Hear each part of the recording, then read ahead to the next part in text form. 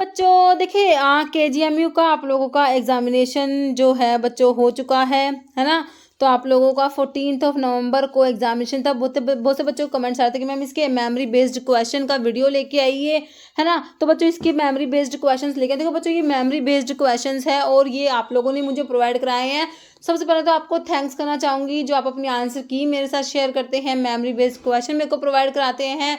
तो इसके लिए आप सभी को दिल से बहुत बहुत थैंक्स। ओके, तो ये मेमोरी बेस्ड क्वेश्चन है बच्चों। क्योंकि ऑप्शंस तो देखो सारे याद रहते नहीं है ना। तो जैसे कि बच्चों ने मुझे बताया कि मैम इसके ऊपर क्वेश्चन बना हुआ था, इसके ऊपर क्वेश्चन बना हुआ था, उसी हिसाब से मैं आप लोगों के लिए लेके आई हूँ कि कौन कौन से टॉपिक से तुम्हारे क्वेश्चंस बने हुए हैं, है ना। क्योंकि अभी आपको आगे बहुत सी वैकेंसीज और एग्जाम देखने को मिलेंगे, तो आपको थोड़ा आइडिया होना चाहिए कि ये वाला टॉपिक इंपॉर्टेंट है, यहाँ से क्वेश्चन बनते हैं। तो एक बार देख लो इसमें कैसे क्वेश्चन तुमसे बने हैं, है ना। देखो बच्चों, एक क्वेश्चन था तुमसे क्या, जोलिंगर एलिसन जो सिंड्रोम है ना, तो इसके ऊपर क्वेश्चन बना हुआ था। किसके ऊपर था, एक सेकेंड, जोलिंगर, हाँ, एलिसन सिंड्रोम पे देखो। हाँ, तो इसमें ये जो पीपीआई के तुम यूज़ पढ़ते हो, प्रोटॉन पंप इनहिबिटर के, तो इनके यूज़ में पढ़ते हो कि जोलिंगर एलिसन सिंड्रोम में पीपीआई यूज़फुल होते हैं। तो प्रोटॉन पंप इनहिबिटर का आई थिंक इसमें तुम्हें ऑप्शन में दिया हुआ था पेंटोप्राजोल। प्राजोल वाला कौन सा था देख लेना, पेंटोप्राजोल है ना, ओमिप्राजोल, रैबिप्राजोल, कौन सा प्राजोल वाला दिया हुआ था, तो वो करेक्ट होना था। पार्किंसन डिजीज के ऊपर भाई क्या क्वेश्चन था, देखो तुम्हारा ये न्यूरो डिजेनरेटिव जो है डिसऑर्डर होता है और इसमें डोपामिनर्जिक न्यूरॉन्स का डिजेनरेशन होता है ना। तो यहाँ पर क्या ऑप्शन थे तुम्हारे, किस हिसाब से कहाँ पर डोपामिनर्जिक न्यूरॉन्स का डिजेनरेशन है। सब्सटेंसिया नाइग्रा पार्स कॉम्पैक्टा आप लोगों ने पढ़ा हुआ है, यहाँ पर होता है ना। बाकी एचएलबी वैल्यू के ऊपर क्वेश्चन था बच्चों ने, जैसे कि बताया कि हाईएस्ट जो एचएलबी वैल्यू पूछी हुई थी, तो तुमने पढ़ा एसएलएस की होती है 40 एचएलबी वैल्यू, हमने कई बार ही पढ़ी हुई है। ओके, आईपीएससी नेम के ऊपर बच्चों दे रखा था तुम्हें किसका आईपीएससी नेम है, तो उसमें प्रोपेनोलोल का वो आईपीएससी नेम था, क्योंकि उसके स्ट्रक्चर में प्रोपेन इस टाइप से था, है ना। तो फिर कोक्स 2 इनहिबिटर के ऊपर क्वेश्चन था, कोक्सिब वाले होते हैं। बाकी तुमसे क्वेश्चन किस हिसाब से बना हुआ था तो देख लेना। बाकी कोक्सिब वाले तुमको पता है कोक्स 2 इनहिबिटर होते हैं। एक प्रोड्रग के ऊपर क्वेश्चन था कि भाई उसमें ऑप्शंस में क्या थे, तो इमीप्रामिन का एक्टिव मेटाबोलाइट, डेसिप्रामिन तो तुमने पढ़ा हुआ है ही, बाकी देख लेना क्या ऑप्शन में थे। स्पाइनोलैक्टोन का बच्चों जो तुम पढ़ते हो जाइनेकोमास्टिया कोर्स करा देता है, तो ये वाला बना हुआ था, जाइनेकोमास्टिया कौन सी ड्रग करा देती है या फिर स्पाइनोलैक्टोन का एडवर्स इफेक्ट जाइनेकोमास्टिया ऑप्शन में तुम्हें दिया हुआ था। तो स्पाइनोलैक्टोन तो मैंने हमेशा तुमसे कहा है काफ़ी इंपॉर्टेंट ड्रग है, स्टीरोइडल है, पोटाशियम स्पैरिंग डायूरेटिक है, एल्डोस्टेरोन का एंटागनिस्ट है और हाइपर कैलिमिया कराता है, जाइनेकोमास्टिया भी कराता है, मैं हमेशा बताती तुम्हें, है ना। इंसुलिन के ऊपर क्वेश्चन था और एंटी टीबी ड्रग में second line anti TB drug दिया हुआ था और पैरामिनो सैलिसिलिक एसिड, बाकी तुम्हें पता है फर्स्ट लाइन कौन सी होती है। और एक और क्वेश्चन था एंटीटीबी ड्रग में क्या, कि भाई ये जो एंटीटीबी ड्रग देते हैं तो विटामिन जो है B6 की डेफिशिएंसी हो जाती है, तो उसको प्रिवेंट करने के लिए, मतलब कि आप पेरिफेरल न्यूरोपैथी कोर्स करा देते हैं तो उसको प्रिवेंट करने के लिए B6 साथ में देते हैं। तो क्या तुमसे बना हुआ था देख लेना। ओके, सल्फनाइल यूरियाज के ऊपर सेकेंड लाइन सल्फनाइल यूरियाज पे था, तो तुम्हारे जी वाले ग्लिपिजाइड, ग्लिकलेजाइड, ग्लिमेपिजाइड, ग्लाइबिराइड, ग्लिबनक्लेमाइड, जो भी तुम्हारे जी वाले ड्रग ऑप्शन में थी ना। फर्स्ट लाइन में तो टोलब्यूटामाइड, क्लोरप्रोपामाइड आता है, तो इसमें देख लेना क्या ऑप्शन थे। एंटी फंगल ड्रग पे बच्चे फ्लूकोनाजोल जो है बच्चे बता रहे थे, जैसे कि तुमने देखो जो एंटी फंगल ड्रग में जो तुम्हारे अजोल्स आती है ना, तो जब क्लासिफिकेशन में अजोल्स में इमिडाजोल्स एंड ट्रायाजोल्स में आईवीएफ से 3 ड्रग तुमने याद कर रखी है, इट्राकोनाजोल, वोरिकोनाजोल, फ्लूकोनाजोल, तो यही था। फ्लूकोनाजोल की कैटेगरी कौन सी है, तो वहां पर ना तुम्हें स्पेसिफिक बताना था कि ट्रायाजोल्स में आती है ये, है ना, इस टाइप से था। ओके, तो क्लासिफिकेशन के ऊपर क्वेश्चन बने हैं बच्चों।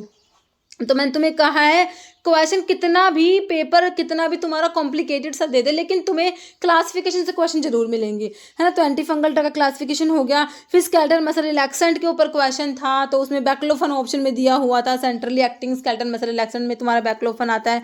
ओके, हंटिंगटन डिजीज एक होता है, उसके ऊपर क्वेश्चन था, है ना। हंटिंगटन डिजीज बच्चों एक न्यूरो डिजेनरेटिव जेनेटिक डिसऑर्डर होता है ना। तो इसके ऊपर था, देखो बच्चों इसमें डिप्रेशन, डिमेंशिया भी होता है, इसमें कंट्रोलेबल मूवमेंट होते हैं, तो तुम देख लेना क्या ऑप्शन थे। एक राइनोड्स फिनोमिना पे क्वेश्चन था, सेना का सोर्स तुमसे पूछा हुआ था, है ना। तो इंडियन सेना केशिया एंगुस्टिफोलिया, अलेक्जेंडर सेना केशिया एक्यूटिफोलिया, रोबियसी फैमिली है, तो इंडियन सेना का आई थिंक था। एक देखो एंगल ऑफ रिपोज पे तुमसे पूछो, ये नहीं पूछा कि पाउडर के फ्लो जो तुम पढ़ते हो एक्सीलेंट कब होगा, गुड पुअर कब होगा, कितने एंगल ऑफ रिपोज से क्या होता है। देखो क्वेश्चन क्या था भाई, फ्लूइडाइज्ड बेड ड्रायर का एंगल ऑफ रिपोज, जैसे कि बच्चों ने मुझे बताया मैम ये क्वेश्चन बना हुआ था, तो इसका 0 था, है ना। तो अब इस टाइप से देखो बिल्कुल नया ही क्वेश्चन है ना। ट्यूबरक्लोसिस का मोड ऑफ ट्रांसमिशन तुमसे पूछा था, एयरबोर्न डिजीज में आता है। आइसोनियाजिड देखो लिख रखा विटामिन B6 वाला आइसोनियाजिड, ओके। तो टीबी वाली ड्रग्स जो है, इसके 2 क्वेश्चन थे बच्चों। और एक था देखो प्रेगनेंसी में मतलब कि किस तरीके से था क्वेश्चन, वो देखना पड़ेगा कि अवॉइड करेंगे प्रेगनेंसी में, तो टेट्रासाइक्लिन जो है इसको अवॉइड करते हैं प्रेगनेंसी में, है ना। तो प्रेगनेंसी में हमारी एंटीबायोटिक जो है टेट्रासाइक्लिन नहीं दी जाती। नेक्स्ट है हमारा, ठीक है, एंटी मलेरियल जो ड्रग, मतलब क्या ऐसा था, ऐसा कौन सा एंटी मलेरियल डाइहाइड्रोफोलेट रिडक्टेज इनहिबिटर है, तो मिथोट्रिक्सेट मत कर देना, क्योंकि ये तो वो तो एंटी कैंसर ड्रग में आती है ना। तो यहाँ पर तुम्हारे बाइगोनाइड्स में जो ऑप्शन से है ना, तो इसका प्रोग्वेनिल आई थिंक वो ड्रग होती है ना, DHFR इनहिबिटर में प्रोग्वेनिल आता है। फिर एक था कि भाई अल्कोहल के हाई डोज के क्या मतलब होते हैं, हाई डोज अल्कोहल क्या करा देगा, ठीक है।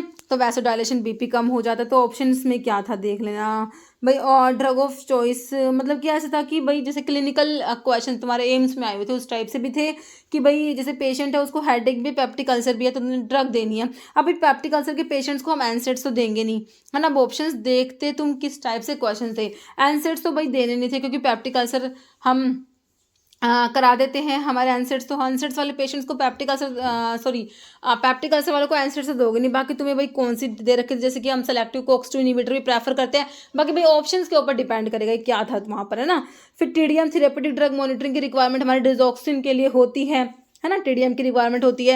नैरो थेरेपेटिक इंडेक्स की ड्रग है ना। कार्बामाजिपिन देखो बच्चों ये ना टेराटोजेनिक इफेक्ट के कई बार क्वेश्चन बने हैं, तो तुम्हारी जो कार्बामाजिपिन एंटी एपिलेप्टिक ड्रग है, वोल्प्रोइट भी होती है ना, तो बच्चों ये न्यूरल ट्यूब डिफेक्ट करा देती है ना, तो ये टेराटोजेनिक ड्रग होती है, इसके ऊपर था। एक था भाई एक जो 3 से 4 महीने के जो बेबी है उनको क्रोनिक कॉन्स्टिपेशन के लिए क्या दिया जाएगा, तो उसमें ऑप्शन थे सब गोल टाइप से, तो वहाँ पर जो है सपोजिटरी वाला ऑप्शन भी था, तो वो करेक्ट होना था ना। तो इतने छोटे बच्चे को भाई देखो हम इस टाइप से तो ये जो होती है तुमने देखा भी होगा बच्चों को देते हैं ना, तो सपोजिटरी वो आती है।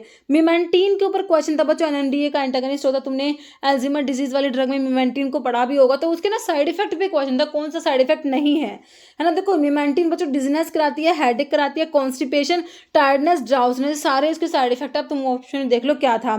स्वेलोइंग के ऊपर पता है क्या क्वेश्चन था, स्वेलोइंग वॉलंटरी है कि इनवॉलंटरी है, तो तुम्हारी जो स्वेलोइंग होती है बच्चों दोनों होती है। देखो स्टार्टिंग जो स्वेलोइंग की फेज है भाई, तुमने माउथ में फूड को लिया, उसको च्यू करके स्वेलो करा, है ना, तो यहाँ तक तो वॉलंटरी है। उसके बाद जो फेरिंजियल स्वेलोइंग है और यूसोफेगल स्वेलोइंग है वो इनवॉलंटरी होता है। तुम एक बार स्वेलो करने के बाद है भाई तुम्हारा उस पर कंट्रोल नहीं होता फूड पे, है ना, वो इनवॉलंटरी होता है। तो ये दोनों होते हैं, इस पे था। इंसुलिन का तो मैंने तुमको बता दिया। और भाई डाइफिन हाइड्रामिन पे क्या क्वेश्चन था, नेजल डिकंजेशन पूछा हुआ था, तो भाई नेजल डिकंजेशन पे जाइलोमेटाजोलिन, ऑक्सीमेटाजोलिन, नाफाजोलिन नेजल डिकंजेसेंट होते हैं। कोलिलिथियासिस पे जो गोल्ड स्टोन है इसके ऊपर कुछ क्वेश्चन था, इसमें कौन सा एंजाइम एलिवेटेड होता है, ALT का लेवल कब एलिवेटेड होता है, इस टाइप से था। स्टीरोडल न्यूक्लियस में कितने ऑप्टिकल आइसोमर होते हैं, तो 6 होते हैं, मतलब कि कायरल कार्बन 6 होते हैं, तो कितने ऑप्टिकल आइसोमर बन जाएंगे, 2⁻n होता है, तो 64 इस टाइप से, है ना। तो बाकी यही क्वेश्चन थे जो आप लोगों ने मुझे प्रोवाइड कराए बच्चों, ठीक है। प्रॉपर क्वेश्चंस तो बाद में आंसर की आने के बाद ही पता लगता है, जैसे आंसर की आएगी तो मैं प्रॉपर वीडियो भी बना दूंगी, अगर आंसर की आती है और मुझे आप लोग भेज देते हैं तो ओके, ठीक है बच्चों। तो इतने ही क्वेश्चन थे इस वीडियो में, और बाकी कुछ क्वेश्चन देखो बच्चों इधर उधर हो सकता है क्योंकि मेमोरी बेस्ड क्वेश्चन है और मैंने पेपर नहीं दिया, जैसा कि आप लोगों ने मुझे प्रोवाइड कराए उसी के ऊपर मैंने ये वीडियो बनाया है। ओके बच्चों, तो मिलते हैं आप लोगों से नेक्स्ट वीडियो में। Okay, thank you.